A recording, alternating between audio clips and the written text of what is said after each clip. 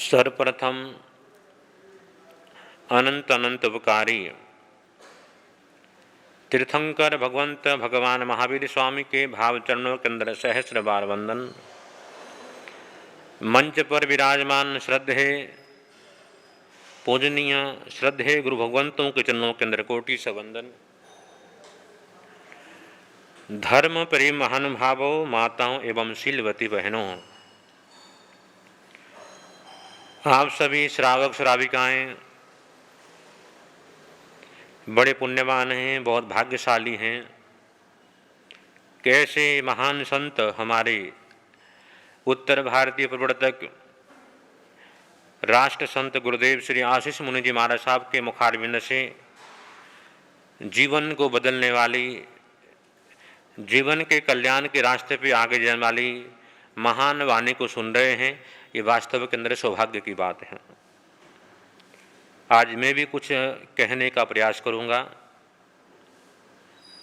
एक प्राचीन सूक्ति है कि जीवन के अंदर चाहे कितना ही धन दौलत हो, व्यक्ति के पास पैसा है, परिवार है, ताकत है और सब कुछ है, लेकिन जब हम दूसरों को देने की भावना रखते हैं, दूसरों को दान देने की भावना रखते हैं, तब हमारी पुण्यवाणी बढ़ती है। कहते हैं अपमा दक्षिणा दिन्ना सहस्मेन समम चितम। हजारों लाखों रुपए हम इकट्ठा कर लें कि संसार की जितने भी धन संपत्ति हैं हम जोड़ लें, इकट्ठा कर लें, लेकिन अगर हम जोड़ते गए तो हमको आखिर के अंदर दुख मिलेगा। क्या मिलेगा? दुख मिलेगा। संसार की जो पदार्थ है, संसार की जो वस्तु है, जब हम त्यागते हैं तब हम क्या होते हैं? सुखी होते हैं। और जब हम बटोरते रहते हैं तब हमारे जीवन के अंदर क्या होता है? दुख की प्राप्ति होती है। दान किसे कहते हैं? दान वो है थोड़े में से भी उसमें दान दिया जाए। अगर आपने 10 रुपये की कमाई कर लिया, 100 रुपये की कमाई कर लिया, 1000 रुपये कमाई कर लिया, 10 रुपये की कमाई में अगर आपने 5 रुपये का दान दिया, 3 रुपये का दान दिया, तो वास्तव के अंदर क्या है? वो आपका दान है, क्योंकि आपने अपनी हैसियत से ज्यादा क्या किया हुआ है? दान दिया हुआ है। और लाखों करोड़ रुपए कमाते हो, लाखों करोड़ रुपए इकट्ठा करते रहते हो, लेकिन अगर आपने दान नहीं दिया, क्या नहीं दिया? दान नहीं दिया, इकट्ठा करते रहे। हमेशा ध्यान रखना, दान की 3 गतियां हैं। कितनी गतियां हैं? 3 हैं। दान, या तो पैसे का दान कर लो, जो मनी है, जो मनी पावर है, 3 गतियां हैं। या तो पहला है नंबर, उसका क्या कर दो? आप दान कर दो। और दूसरा नंबर है, या उसको उपयोग कर लो। किसके लिए उपयोग कर लो? अपने लिए, अपने परिवार के लिए उपयोग कर लो। पहला दान देना, दूसरा उपयोग करना। अगर दोनों में से आपने नहीं किया, तीसरा है वो धन, वो पैसा क्या हो जाएगा? नाश हो जाएगा। दान की, धन की 3 ही गति है, या तो दान करना या उपयोग करना। उपयोग नहीं किया, दान नहीं किया, तो धन क्या हो जाएगा? नाश को प्राप्त होगा। इस बात को हमेशा आप ध्यान रखना कि जीवन के अंदर जैसे जैसे हम कमाते हैं, वैसे वैसे हम दान देना क्या करें? सीखें। एक बहुत बड़े मनुष्यों ने कहा, बड़े आचार्यों ने कहा, जब हम दान देते हैं, इस हाथ से दें, दूसरे हाथ को भी क्या ना लगे? पता न लगे, वो होता है दान देना।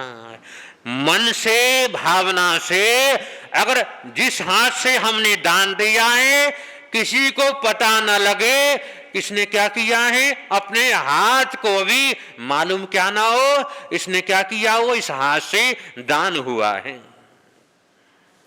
एक बहुत बड़े कवि हुए, उनका नाम था माघ। बहुत बड़े कवि, 60 के अंदर बहुत बड़े दानी। कवि होना अलग चीज है, लेकिन दानी होना अलग चीज है। दान हर कोई दे नहीं सकता। दान की महिमा को गाना, महिमा को बखान करना आसान है, लेकिन जब हम कमाते हैं उसमें से दान देने का वक्त आता है तो हर कोई दे नहीं सकता।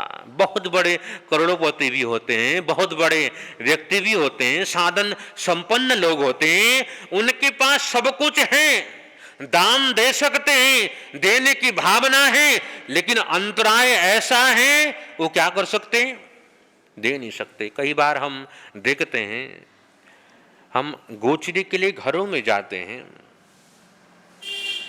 जब घरों में गोचरी के लिए जाते हैं, बड़े संपन्न परिवार हैं, लोगों की भावना भी है कि हम मुनियों को क्या करें, दान दें। कौन सा दान दें, आहार दान दें। भावना है, श्रद्धा है और दान देने की वस्तु है उनके पास, लेकिन अंतराय ऐसा है, अंतराय ऐसा है, सब कुछ होते हुए भी वो क्या कर सकते, दान दे नहीं सकते।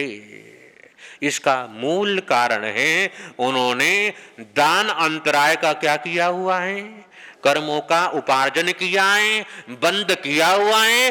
भावना होते हुए भी, वस्तु का उपयोग होते हुए भी वो क्या नहीं कर सकते, दान नहीं कर सकते।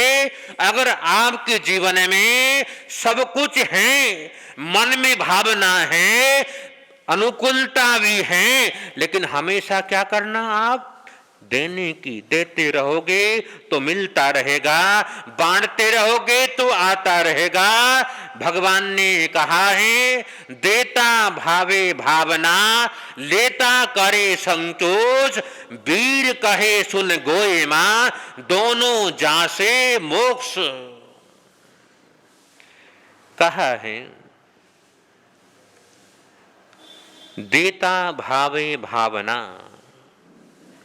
देते हुए हमारे मन के अंदर क्या होनी चाहिए, भावना होनी चाहिए, प्रबल भावना होनी चाहिए, प्रबल इच्छा होनी चाहिए। हम क्या कर रहे हैं, दे रहे हैं। देता भावे भावना, कि देते हुए भावना से दो।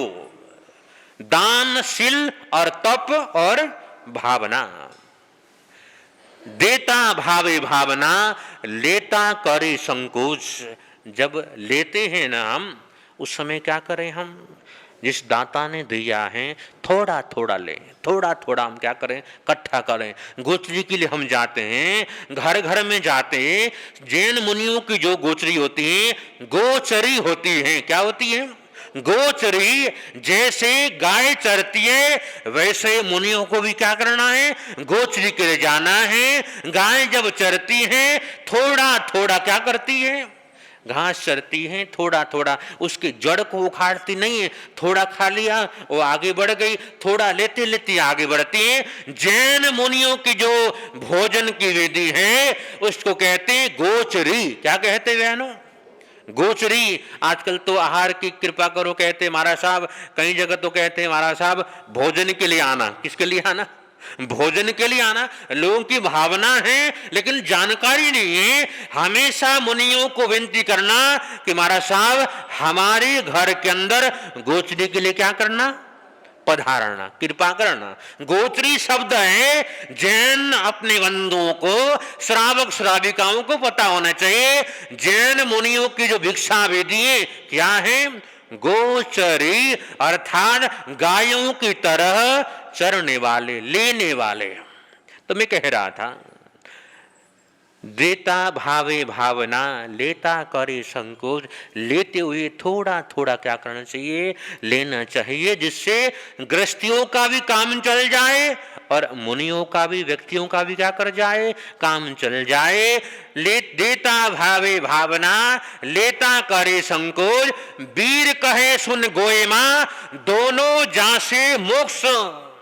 भगवान महावीर ने फरमाया, हे गौतम सुनो, देने वाला दाता भी, उसकी गति भी मोक्ष है, और लेने वाला जो व्यक्ति है, साधु है, उनकी गति भी कौन सी है, मोक्ष। देख लो बहनों, देख लो भाइयों, दान देने वाले की गति भी मोक्ष की है और लेने वाले की गति भी कौन सी है। इसलिए हमेशा हमेशा मुनियों को बहराने का वक्त आ जाए, आहार देने का वक्त आ जाए, हमेशा कोशिश करना अपने हाथों से क्या करना है। गुरुदेव पधार चुके, सभी खड़े हो जाएं। बोले उत्तर भारतीय प्रवक्ता गुरुदेव श्री कि महापुरुष ने कहा, देता भावे भावना, लेता करो संकोच। वीर कहे सुन गोएमा, दोनों जासे मोक्ष। दान देने वाला और दान ग्रहण करने वाला, दोनों की गति क्या होती है, सुगति होती है, मोक्ष की होती है। तो मैं बहुत बड़े कवि हुए, महाकवि माघ, जो जैसे बड़े कवि थे वैसे ही बहुत बड़े दानी थे। एक बार की बात है कि इतने धन संपत्ति होते हुए उन्होंने क्या कर दिया, जैसे जैसे उम्र ढलती गई, उन्होंने सब कुछ दान, पैसा जितना था सब कुछ गरीबों को क्या कर दिया, बांट दिया। जब गरीबों को बांट दिया, सब कुछ न्योछवार कर दिया, एक दिन एक निर्धन व्यक्ति आया उस महाकवि मां के पास, हाथ जोड़ के कहने लगा, कविराज, मैं आपके दर पे आया हूँ, मेरी पुत्री का, मेरी बेटी की शादी है, शादी करना है, लेकिन मेरे घर के अंदर एक दाना भी नहीं है। क्या नहीं है? खाने के लिए, देने के लिए एक दाना भी नहीं है। आप कुछ मेहर कृपा करो, मेहरबानी करो, हमारे ऊपर मेघ की वर्षा करो, क्योंकि आपका नाम माघ है, बहुत बड़े आप दानी हो, कुछ कृपा कर दो। महाकवि माघ ने देखा, इधर उधर देखा, उनके पास भी कुछ नहीं है। अब आप अनुमान लगा लो, जिसकी बेटी की शादी है, उसके घर के अंदर एक दाना अन्न भी नहीं है, और यहां पर कवि मांग देना चाहते हैं, भावना है, मेरे दर पे आए हैं, लेकिन उनके पास भी कुछ। सोचा महाकवि मांग ने, मेरे दर पे जो भी आया है, आज तक जो आया है खाली नहीं गया, और आज अगर मेरे दर से, मेरे घर से अगर खाली गया, मेरे लिए तो मरने की तुल्य क्या हो जाएगा। मुझे देना है, चाहे कुछ भी हो देना है। ये व्यक्ति आया है तो मुझे दान देना है। ऐसी मन के अंदर भावना उठी, मन के अंदर देखा, अपने पास तो कुछ भी नहीं है। सामने देखा, उनकी श्रीमती के हाथ के अंदर, कलाई के अंदर एक कड़ा था। कड़े को जैसे देखा, उसके मन के अंदर खुशी हुई, चलो कुछ न कुछ तो मेरे घर में क्या है, मुझे देना है। अपनी भागवान को, अपनी श्रीमती को एक तरफ लेके गया, देवी आज मना नहीं करना, मैं कुछ मांगने आया हूं। स्वामिन क्या बात करते हो, जो कुछ है आपका ही है, और आप मेरे से मांगे और मैं न दूं, ऐसा हो नहीं सकता, आप कहो जरूर। मांग ने कहा, ध्यान रखना, मैं जो मांगूंगा आपको क्या करना पड़ेगा, देना पड़ेगा, मना नहीं करना। आपके जो हाथ के अंदर जो कड़ाई है, कड़ा है, वो मुझे क्या कर दो, दे दो, क्योंकि हमारे घर के अंदर एक निर्धन व्यक्ति आया है, उसके घर के अंदर बेटी की शादी है, घर के अंदर अन्न का दाना भी उसने शहर से स्वामी मांगे और मैं न दूं। अब बिल्कुल शहर से निकाल दिया और कवि जी को अपने स्वामी को दे दिया। जैसे अपने बेटे को, अपने बहुरानी को माता देख रही थी कि बेटे की जो भावना है, मेरी जो बहू की भावना है, घर में कुछ नहीं होती है भी आज देने की भावना है। माँ आई, उनकी माँ आई, कहने लगे मेरे हाथ में 2 कड़े हैं, वो भी क्या कर दो, आप दान कर दो। महाकवि मांग कहते हैं, आज जो हमने दान दिया है ये वास्तव के अंदर दान है। जिस भावना लेकर आया है व्यक्ति कि कहा माता को, मां निर्धन एक व्यक्ति आया है, बेटी की शादी है, दे दिया, इतना मन प्रसन्न हुआ। मां कहती है बेटा मैंने चर्चा जरूर सुना था कि आप मेरा बेटा दानी है, लेकिन आज मुझे पता लगा कि वास्तव के अंदर मेरा जो बेटा है वास्तव के अंदर क्या है, दानी है। जो अपने पास नहीं है, जो अपने पास था नहीं है, लेकिन क्या किया, देने की भावना। जब तक व्यक्ति के जीवन के अंदर देने की भावना नहीं आती तो उसके जीवन के अंदर दान का पुण्य लाभ नहीं होता। इसलिए देव जीवन के अंदर हमेशा हमेशा देने की भावना रखो, दाता बनो। दाता बनोगे तो आपको मिलता रहेगा, अगर देंगे नहीं तो आपको मिलने वाला। जब आपके घर के अंदर मुनि आते हैं, संत आते हैं, तो संतों के पात्र के अंदर आप गोचरी बहराते हो। क्या बहराते हो, गोचरी बहराते हो। उस समय आपके हाथ कहां होते हैं, ऊपर होते हैं, और संतों के पात्र कहां होते हैं, ध्यान रखना। उस समय आपकी भावना अगर प्रबल है, देने की भावना है, उस समय दाता हमेशा बड़ा होता है। क्या होता है, दाता हमेशा बड़ा होता है। और भगवान महावीर ने कहा जो देने वाला और लेने वाला दोनों की गति कौन सी होती है, मोक्ष की होती है। इसलिए सज्जनों, जीवन के अंदर देने की भावना रखो, देते रहेंगे तो मिलता रहेगा। भावना ऐसी हो कि हमें हमेशा 9 प्रकार के पुण्य होते हैं। कौन प्रकार के, 9 प्रकार के पुण्य होते हैं। अपने जीवन के अंदर 9 प्रकार के पुण्यों का जीवन के अंदर करते रहोगे तो आपको मिलता रहेगा। अपने जीवन के अंदर अन्न का दान करो। अन्न पुण्य, पान पुण्य, लयन पुण्य, शयन पुण्य, वस्त्र पुण्य, मन पुण्य और वचन पुण्य, काया पुण्य, और लास्ट का कौन सा है, नमस्कार पुण्य।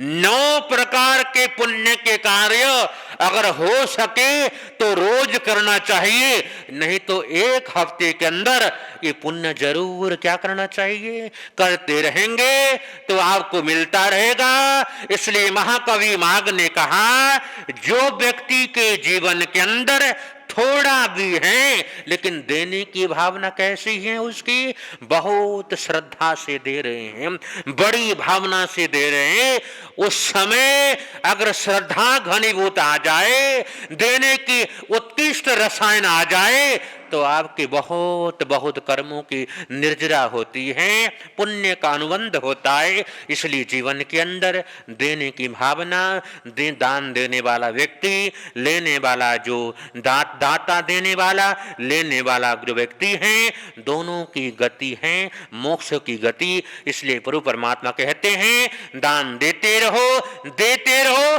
तो हमेशा आपको क्या करता रहेगा, मिलता रहेगा। यही अपने बच्चों को क्या करता हूं, अपने बच्चों को यहीं पर विराम देता हूँ, टाइम हो चुका है। बोले भगवान महावीर स्वामी की। आप गुरुदेव श्री जी कृपा करेंगे। चर जीवो पर कर्मों ने जाल बिछाया है, क्या साधु गृहस्थ क्या बाल वृद्ध बस कोई न बचने पाया।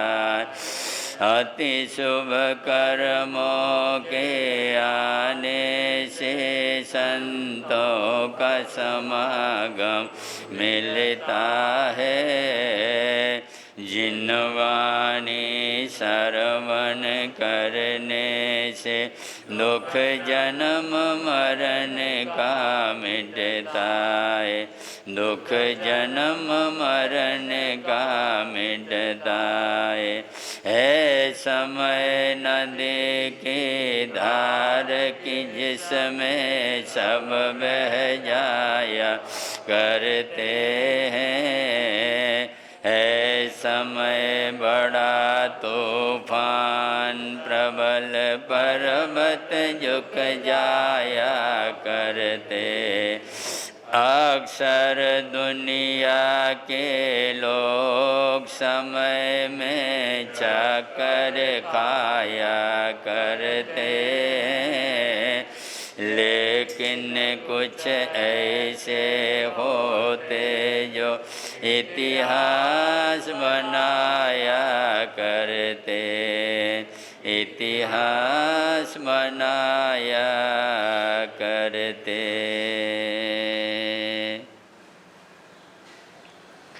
समादरणीय मुनिमंडल, उपस्थित धर्मानुरागी महानुभावों, सुशीला माताओं एवं बहनों, सर्वप्रथम वीतराग परमात्मा श्रमण भगवान महावीर स्वामी के पावन चरणारविंद में आचार्य भगवान, उपाध्याय भगवान एवं आराध्य गुरुदेवों के श्री चरणों में कोटि से वंदन करने के पश्चात कल आप लोगों के समक्ष थोड़ी सी बात घर को स्वर्ग बनाने की कला के संदर्भ में थोड़ी सी बात बतलाई गई थी।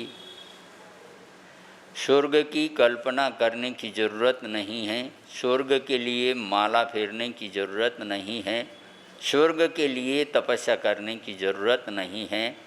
जहाँ पर रहते हैं, जिस घर में, जिस परिवार में, जिस परिवेश के अंदर, वहाँ पर सहनशीलता को अपनाएं, क्षमा को अपनाएं और एक दूसरे का आदर और सम्मान कर कर के, आदर सम्मान के साथ अपने जीवन को आगे बढ़ाएं।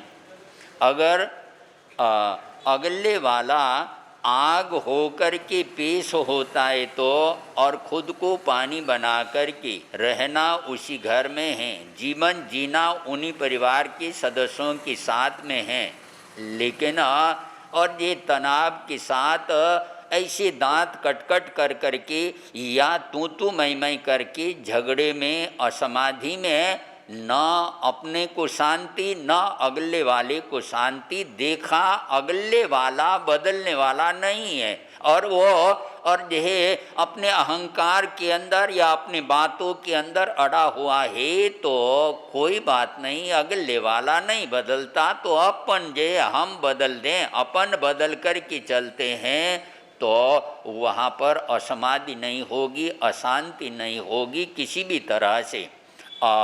अन्य घर से संतुष्ट व्यक्ति और कवि बन सकता है, समाज सुधारक बन सकता है, और ये देश का और ये नेता बन सकता है अच्छी तरह से, और अपने काम के अंदर वो व्यवस्थित रूप से आगे बढ़ा सकता है।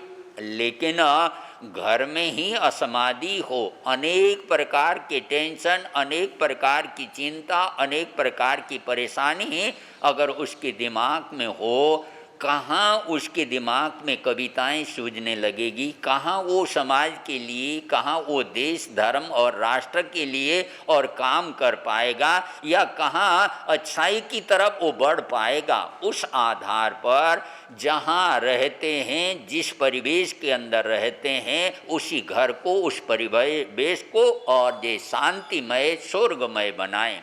स्वर्ग के लिए तपस्या करने की जरूरत नहीं।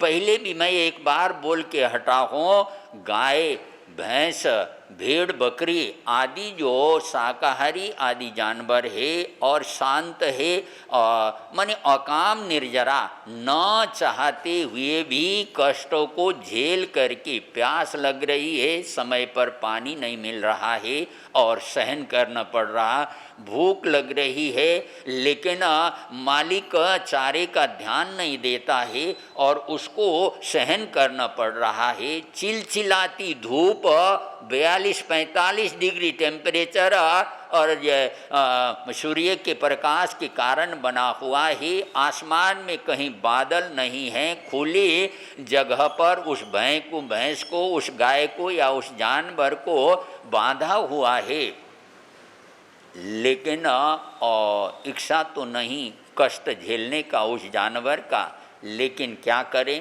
मजबूरी है, पराधीन है, विवशता है। ऐसे हालात में उस गर्मी को उसको सहन करना पड़ रहा है। शास्त्रकार कहते हैं ऐसी लाचारी में और विवशता में भी अगर ये कठिनाई को झेलते हैं तो अकाम निर्जरा, कुछ न कुछ कर्मों की निर्जरा, आत्मा से कर्म झड़ने वाले बनते हैं। तो ऐसे जीव जंतु काल करके देव जगत में जा सकते हैं। मानी जे पहले ही बतला चुका हूँ मैं कि ये देव की संख्या असंख्यातो असंख्यात, भवनपति देव असंख्यात, बाण बेंतर देव असंख्यात, ज्योतिष देव असंख्यात और वैमानिक पहले देवलोक से लेकर के 26वें देवलोक तक वहाँ पर भी देवता असंख्यात तो असंख्यात है। लेकिन आज की जानी हुई दुनिया के अंदर और जनगणना के आधार पर तो 800 करोड़ के करीब यानी 8 अरब के करीब ही मनुष्य की संख्या है। मनुष्य का चोला दुर्लभ है, देव चोला इतना दुर्लभ नहीं है। तो मानव जीवन को पाकर के हम आगे आए हैं, अनुकूलता हमें मिली है, जिनेंद्र परमात्मा की वाणी भी हमें मिली है। तो हम और अपने आप को समझ करके, अपने आप को संभाल करके शांतिपूर्वक जिए और शांतिपूर्वक जीने का वातावरण तैयार करें। एक साहित्य जगत में एक लेखक हुए हैं कन्हैयालाल मिश्र। कन्हैयालाल मिश्र उन्होंने चहके आंगन महके द्वार एक किताब लिखी है, चहके आंगन महके द्वार। उसमें बहुत सारे प्रकरण, बहुत सारे उद्धरण देकर के बतलाया कि जीवन को कैसे जीना है और जीवन में अमन चैन और सुख शांति किस तरह से लाना है। और उसमें अपने ही जीवन की घटना उसमें लिख कर के कन्हैयालाल मिश्र ने लिखा है, मेरी शादी के 15-20 दिन हो गए थे। शाम के समय जब मैं लौट कर के घर आया, चूल्हा संन्यास ले चुका था।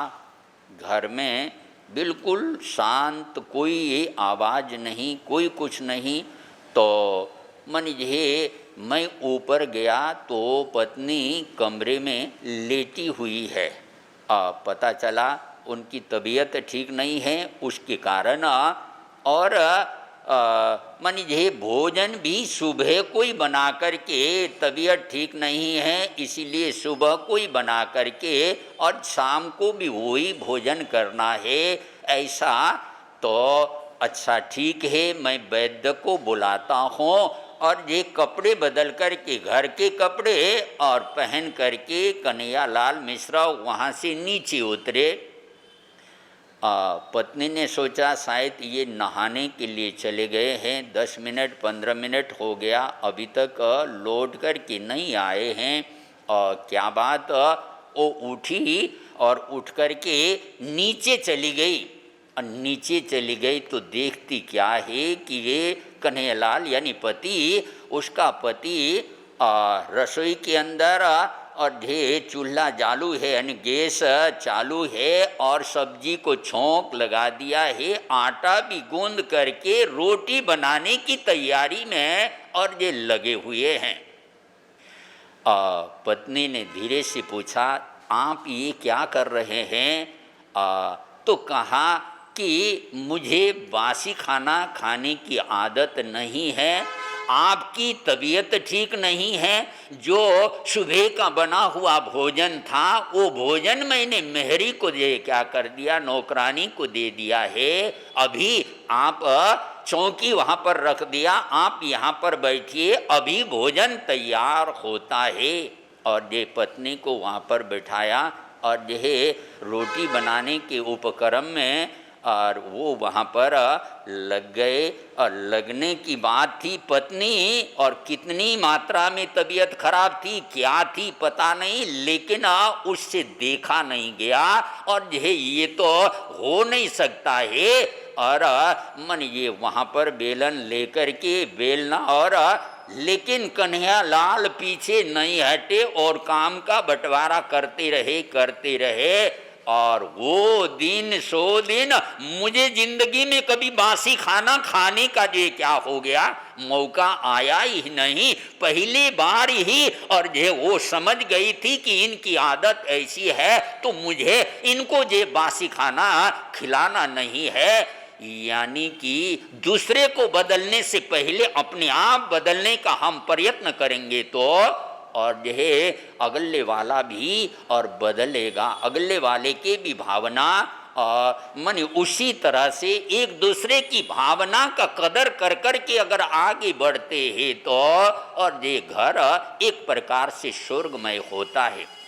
अगर मन ये कोई गुस्से में है और ये अगले वाला अगर शांति, पत्नी किसी बात से पति से नाराज हो गई और नाराज होकर के कहने लगी संभालो अपनी गृहस्थी को, और ये मैं तो अपने पीहर चली गई, चलती हूँ, मैं अपने ये मायके चली जाती हूँ।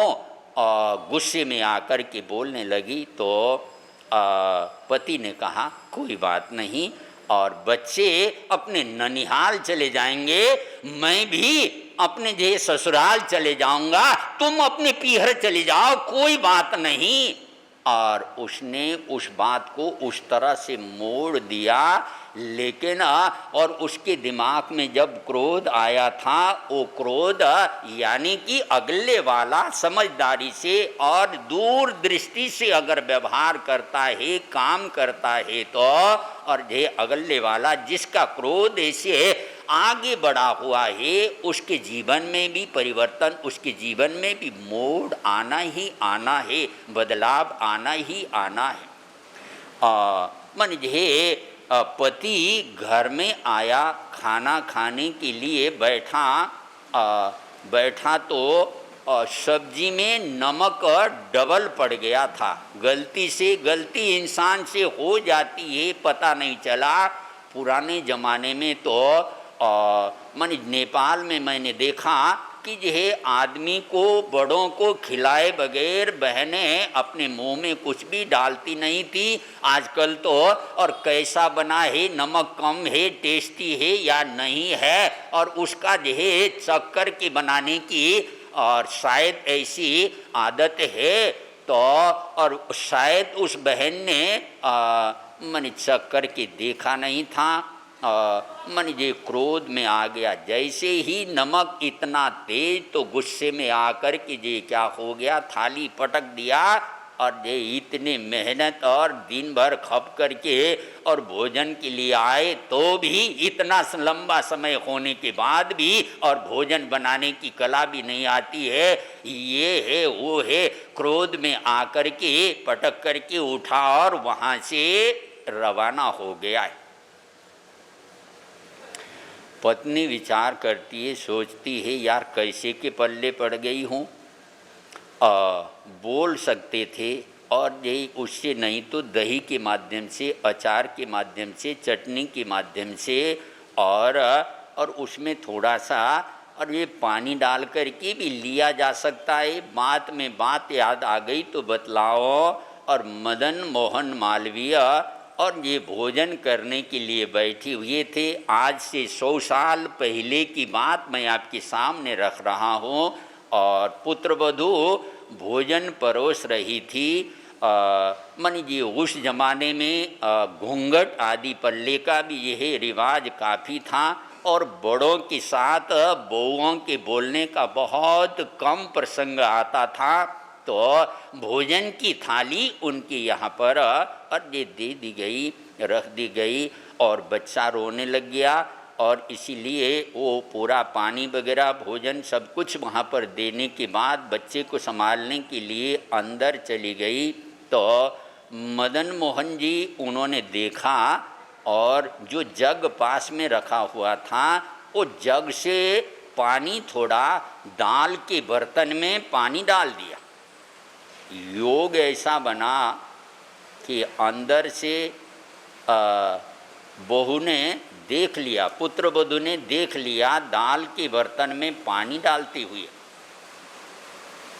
मेरे ससुर इतने कंजूस तो नहीं हैं जो कि इस तरह से आखिर पानी डाला क्यों है, और ये दाल तो बराबर बना हुआ था, पानी किस लिए डाला गया।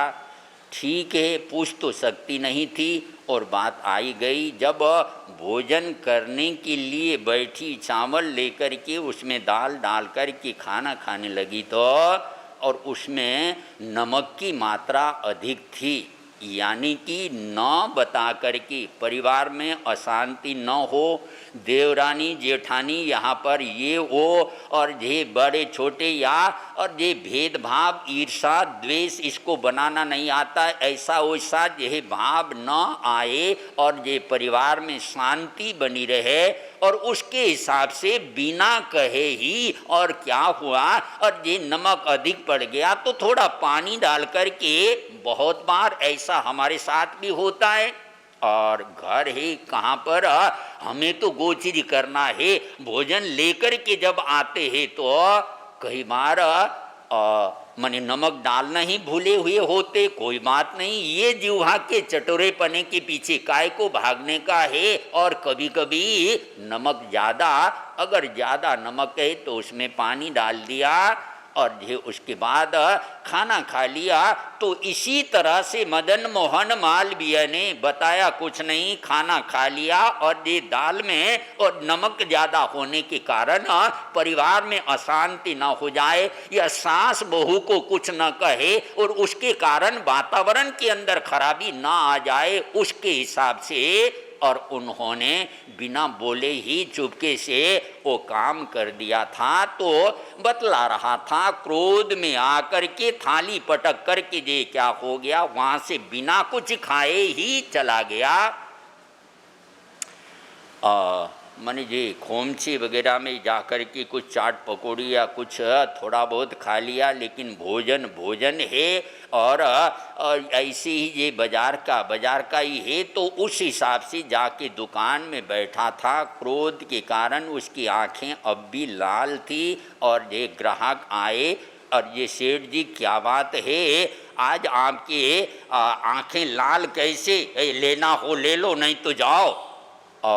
माने जी वहाँ पर भी ग्राहकों के साथ भी ये क्रोध प्रकट कर रहा है और उस आधार पर दिन भर टेंशन, भूख भी शांत न हुई और दुकान में काम धंधा भी वैसा हो नहीं पाया और ये परेशान, उधर पत्नी परेशान, इधर वो परेशान, इधर काम धंधे के अंदर भी उसका प्रभाव।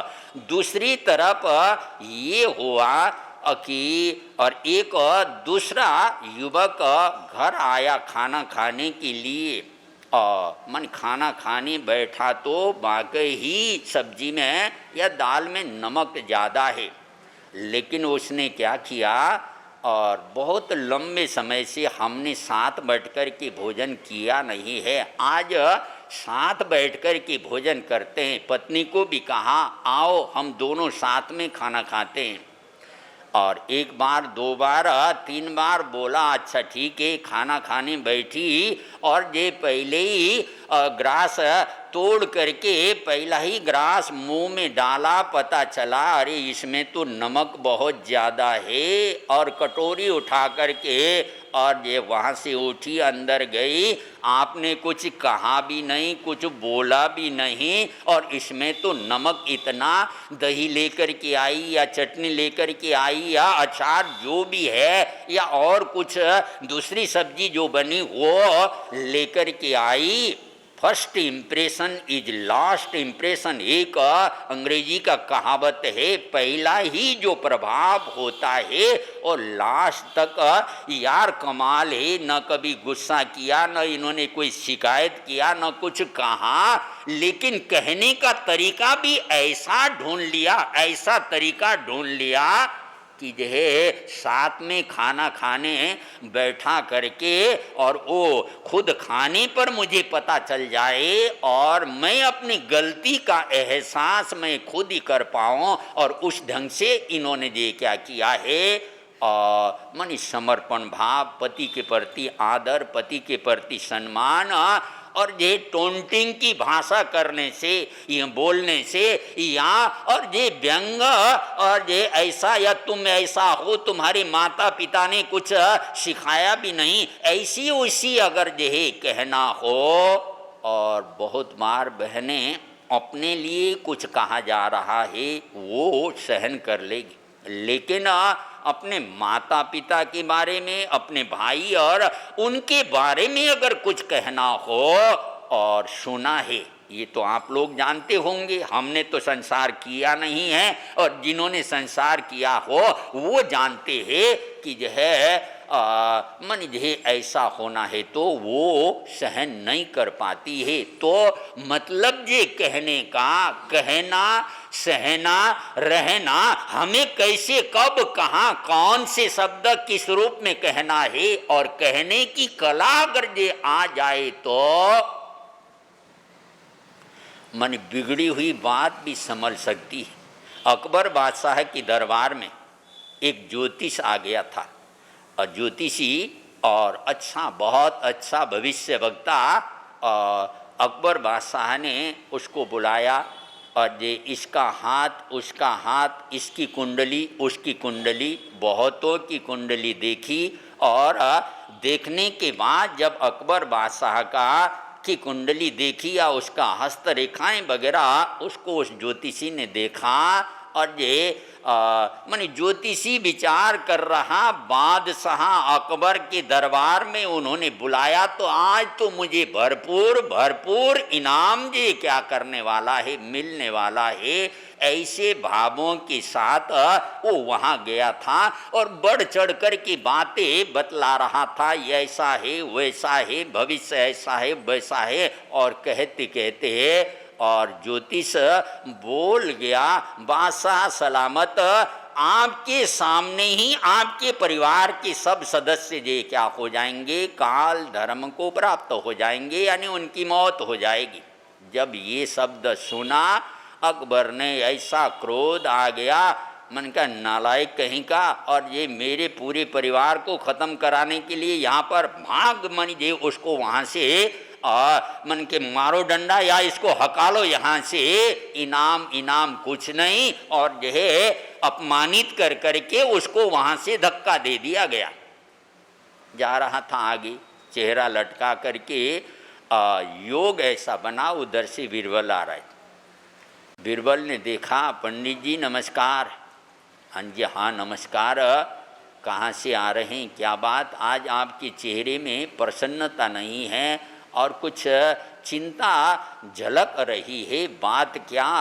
तो और उसने बतलाया कि जे ऐसे ऐसे बादशाह, अकबर बादशाह के दरबार में गया था, मैंने तो जो बात जैसी थी, जो मैंने देखा वो बात, यानी ज्योतिष गणना के अनुसार, ज्योतिष एक विज्ञान है, ज्योतिष एक और गणित है। अगर सही तौर से जानने वाला ज्योतिषी हो, कुंडली वगैरह ठीक ढंग से, वहाँ पर 1 सेकंड का भी अंतर न हो, सही तौर से ग्रहों को अगर ये भरा हुआ हो तो फलादेश ज्यों का त्यों आ सकता है। गणित जैसे गणितज्ञ आज से 10 साल पहले कौन यानी 10 साल बाद कौन से महीने के और कौन से तारीख को कितने बज के कितने मिनट पर चंद्र ग्रहण होगा या सूर्य ग्रहण होगा, 10 साल या 20 साल कितने साल पहले ही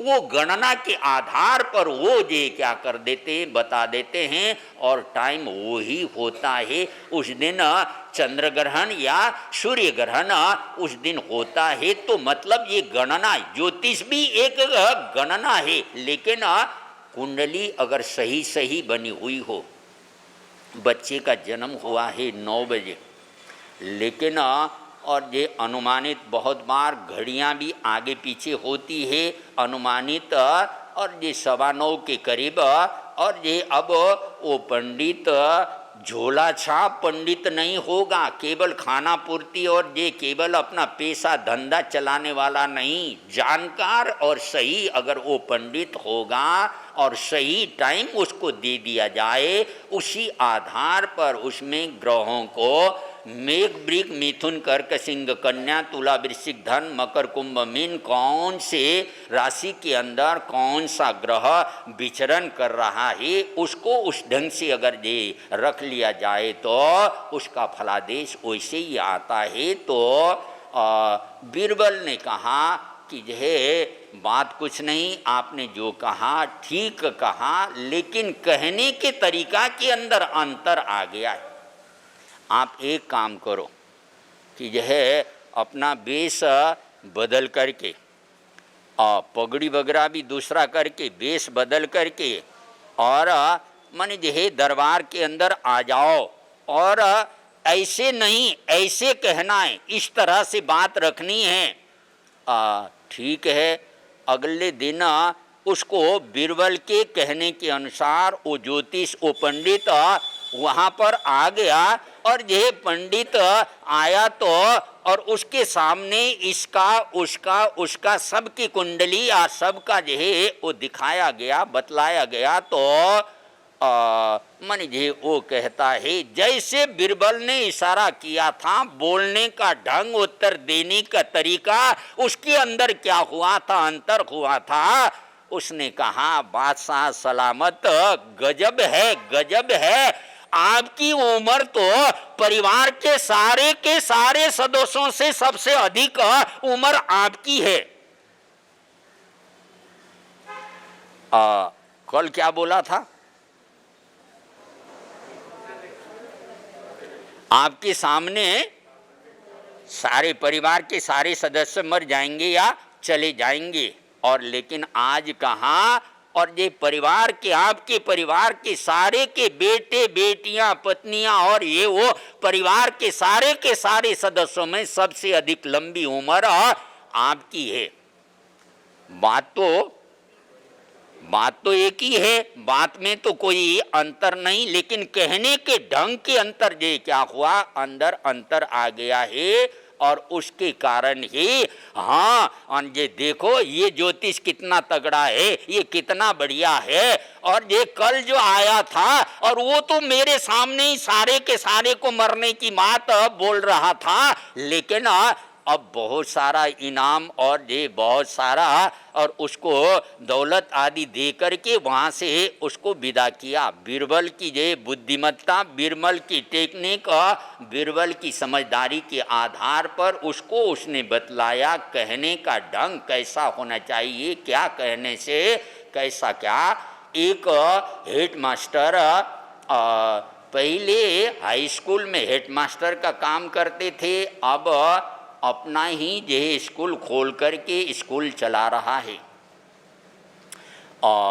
मैंने ये पढ़ा है सुना है कि स्कूल चलाना भी इतना आसान काम नहीं है। यहाँ ये वहाँ वो, ये टीचर वो टीचर, और सारे सेटिंग कर के पूरा का पूरा व्यवस्थित करके लेना, और ये दिमाग में टेंशन ही टेंशन। वहाँ पर घर में आया और ये सायंकाल घर में आ गया और ये चाय की प्याली पीने लग रहा था, तो पत्नी बोली और तुम चावल आज भी नहीं लेके आए, न गुड़ भी लेके आए, और गृहस्थी कैसे चलानी है और उसके तो और ये पता है ध्यान ही नहीं, उसकी तरफ तो ख्याल ही नहीं है। और तुम्हारे पास तो इतने सारे बच्चे हैं, किसी का कान ऐंठ करके, आज तो वो जमाना नहीं रहा, ये मैं पहले की बात बतला रहा हूँ। और कहा जाता तो तुरंत सामान ये क्या हो जाता, बच्चों के माध्यम से भी यहाँ पर पहुँचाया जाता है। लेकिन घर की तरफ तो और ये मेरे में ही और ये खून के कुएं लगे हुए हैं और उसमें से निकालते जाओ और पीते जाओ। बाबा कोई बात नहीं, आज नहीं तो कल आ जाएगा, और ये थोड़ा चैन से चाय तो पीने दे। हाँ हाँ, चैन के लड्डू तो मैं ही फोड़ती हूँ, और ये आपको क्या, और ये इस घर में जब से आई हूँ न अच्छा खाने को मिला है, न अच्छा पहनने को मिला है, और जो है सारा और जीवन झोंक झोंक करके, अपना सब कुछ झोंक करके घर को चला रही हूँ। अगर मैं मर जाऊंगी तो पता चल जाएगा हेड मास्टर को स्कूल कैसे चलाया जाता है और ये घर कैसे चलाया जाता है। और जलीकटी कठोर और ये पति को और शब्द पत्नी सुना रही है और कुछ भी ध्यान नहीं, ये नहीं हो नहीं, तो ये क्या मनहूस जीवन है। न स्कूल जाओ वहाँ शांति है, न घर में आओ और यहाँ पर शांति है। मानिए घर में चावल भी चाहिए, दाल भी चाहिए, गुड़ आदि जो घर के राशन की आवश्यक तत्व चीज़ है वो तो चाहिए, उसके बगैर तो हो नहीं सकता। लेकिन अगर थोड़ा सा दिमाग को ठंडा रखा होता, समझदारी अपनाई होती, चलो कोई बात नहीं, आए हैं और ये चाय पीना दो, बातचीत के दरमियान नरमाई से अपने ढंग से बात रखूंगी, ऐसी कला अगर उसमें होती, उस ढंग से बात कही होती तो और ये टेंशन और असमाधि किसी भी तरह से होने वाली नहीं थी। लेकिन आते ही मनी बोलने शुरू कर दिया और वो भी जलीकटी सुनाने और ऐसे जो है शब्द मुहूर्त दुखाऊ हवंती कंटया ओ मया ते बितो शोधरा। भगवान महावीर स्वामी ने 10 वैकालिक सूत्र के एक गाथा के अंदर कहा, मुहूर्त दुखाऊ हवंती कंटया। अगर पैर में कांटा चुभ जाए, मुहूर्त भक्त के लिए दुख होता है, जब तक उसको निकाले नहीं, निकालने के बाद और ये वो धीरे धीरे ठीक हो जाता है। ओ मया ते भी तो शुद्धरा, परमात्मा कह रहे हैं अगर लोहे के कील या लोहे की बारीक कण पैर में अगर चुभ जाए तो शुद्धरा, उसको भी मन ये आसानी से निकाला जा सकता है। अगर ये कहीं उसके सेप्टिक होने की संभावना हो तो टिटनेस के इंजेक्शन लगा करके उसको भी जो है दूर किया जाता है। मुहूर्त दुखाऊ हवंती कंटया ओ मया ते भी तो शुद्धरा। और ये कांटे लगे हैं यानी लोहे के कण या लोहे के कील आदि चुभ गए, उसको भी निकाला जा सकता है, उसको भी ठीक किया जा सकता है।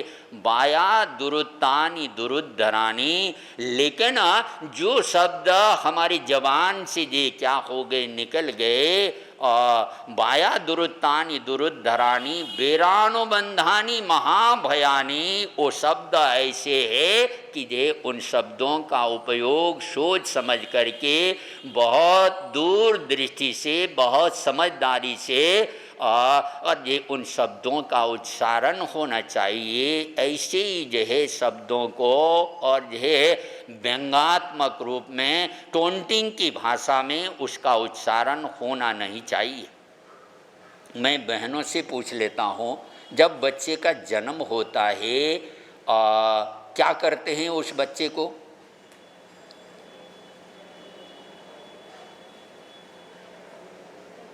मैंने सुना है कि जो है उस बच्चे के मुंह के अंदर अंगुली डाल करके और कुछ कचरा है क्या है उसको निकाल दिया जाता है।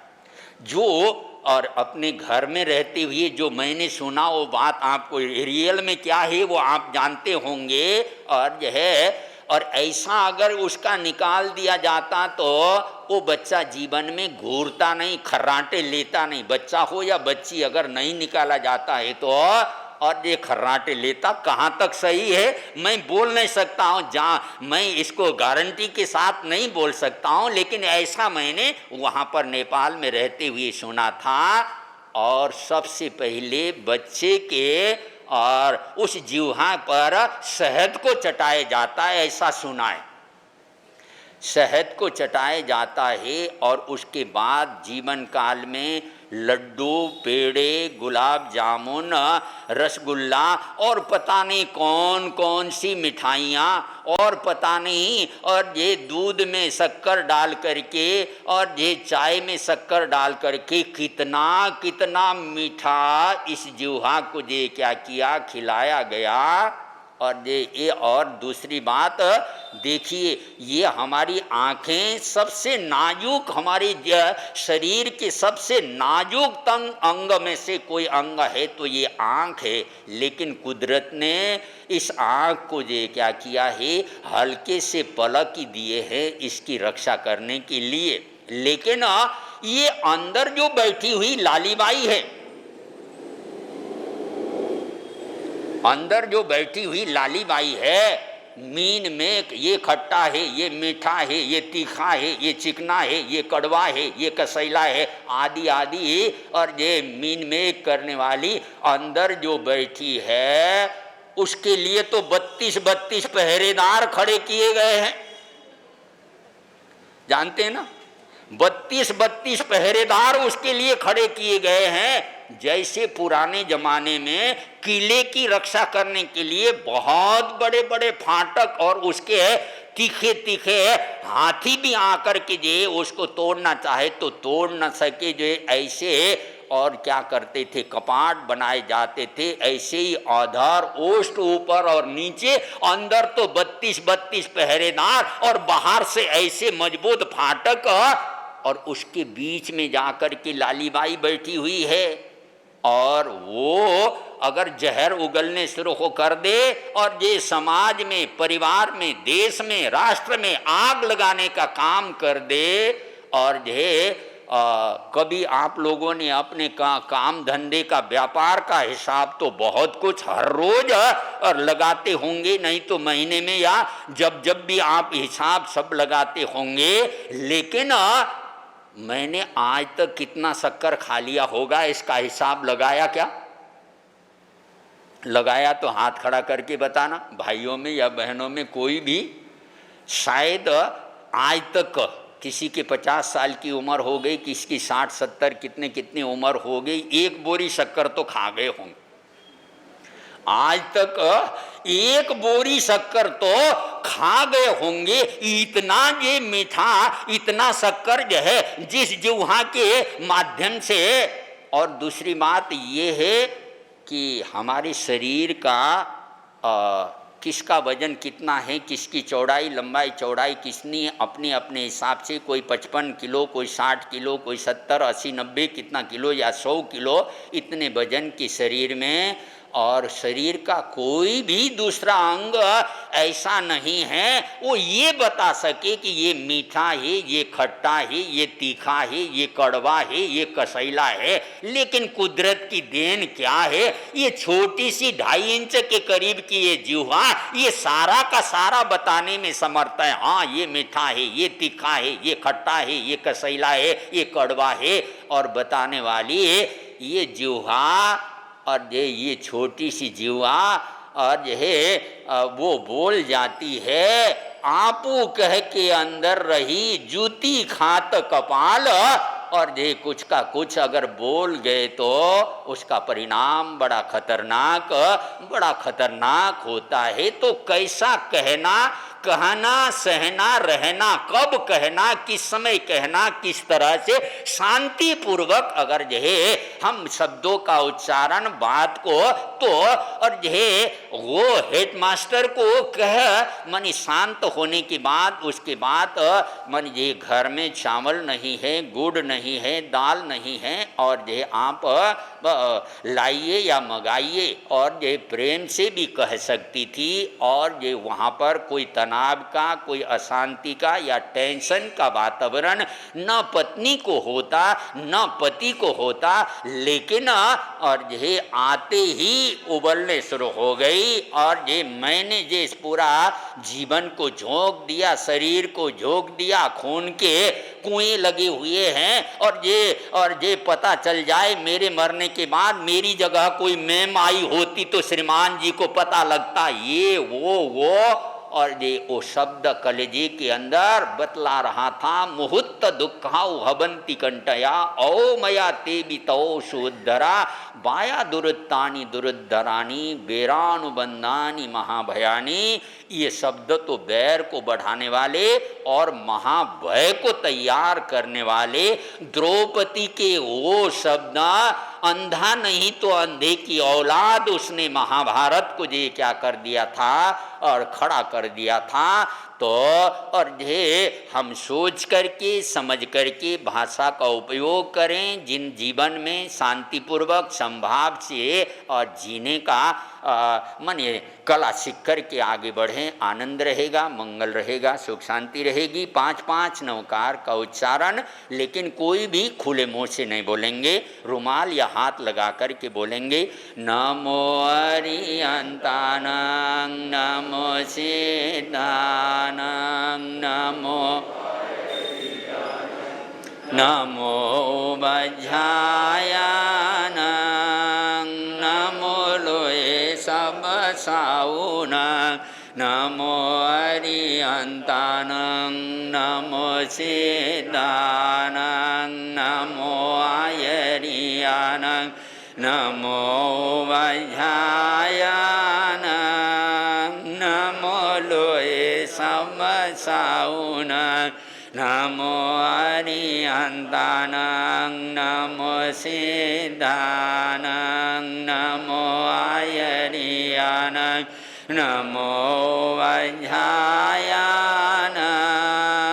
नमो लोये सब साउनां नमो अरिहंतानां नमो सिद्धानां